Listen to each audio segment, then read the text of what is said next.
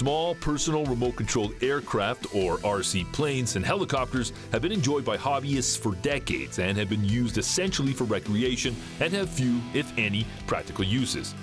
Over the past few years, however, advancements in GPS, gyroscope, and accelerometer technologies have changed the game in a big way and have given birth to what are commonly referred to as drones. These small, self-stabilizing aircraft are controlled by radio waves or Wi-Fi via an RC controller, tablet, or smartphone and are able to carry a small payload such as a high-resolution video camera. Naturally, drones have proven to be a useful tool in commercial applications such as land surveying, real estate sales, film, and television. Like anything airborne, safety issues are a hot topic right now when it comes to drones, and the fact these drones can record their surroundings in HD video has some neighbors of drone pilots concerned for their privacy. Today we explore the legality of drones, their allure, and what's next for drone tech in the near future.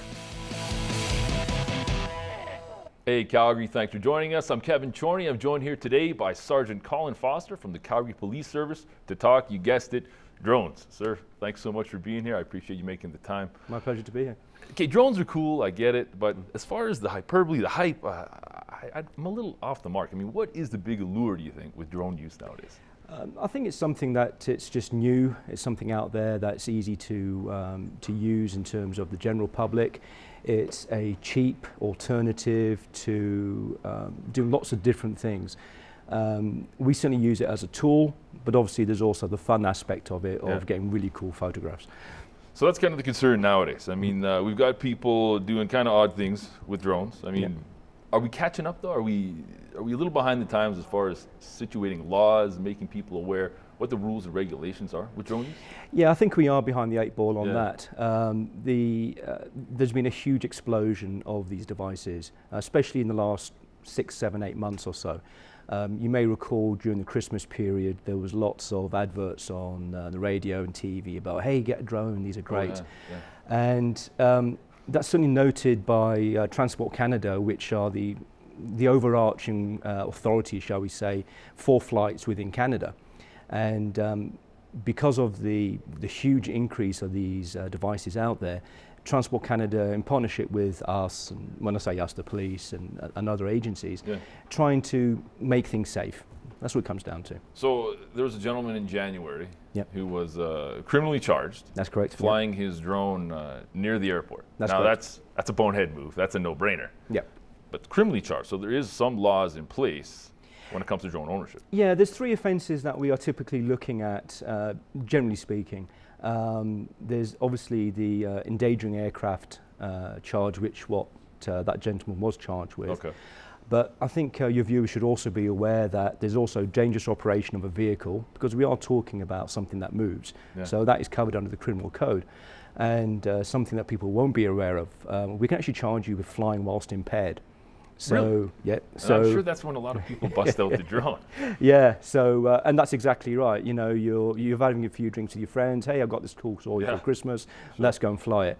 The minute you operate that and you're impaired, you're just as liable as if you're driving a car down the road. So are we seeing more calls then from concerned citizens, their neighbors out scooting the drone around? Or yeah, we are starting to notice there's a lot more calls out there to drones being flown, or we prefer to use the term UAVs, unmanned aerial vehicles. Okay. So that drones have this certain connotation with missiles on them and what have you. Yeah, true, killing machines, I suppose. Exactly, yeah. So we tend to use the term UAVs, but the majority of these devices are quite small, and the flight time is usually fairly small as well. You need to talk about 10, 15 minutes.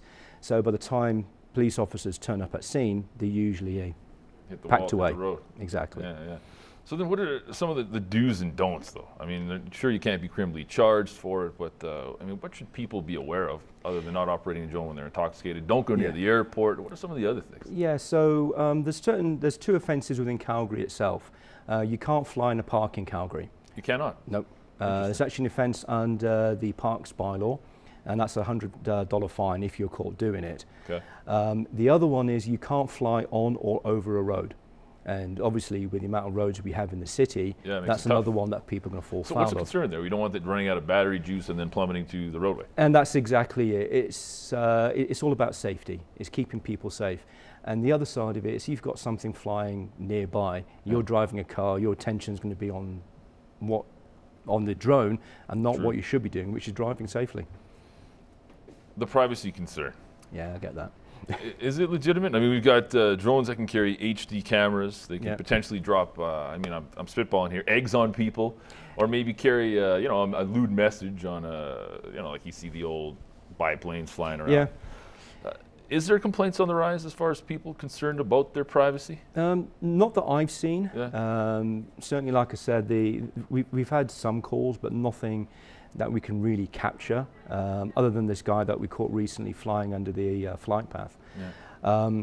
Generally speaking, these things tend to be noisy, and if one is flying outside your house, you're going to hear it. Okay. So in terms of the privacy, I'm not sure how much of a concern it is right now.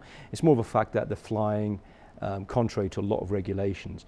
The best thing to bear in mind is that you can't fly anywhere within city limits. It's as simple as that, because you can't fly anywhere near a building. Mm-hmm. You can't fly within 5 nautical miles of the airport for business purposes.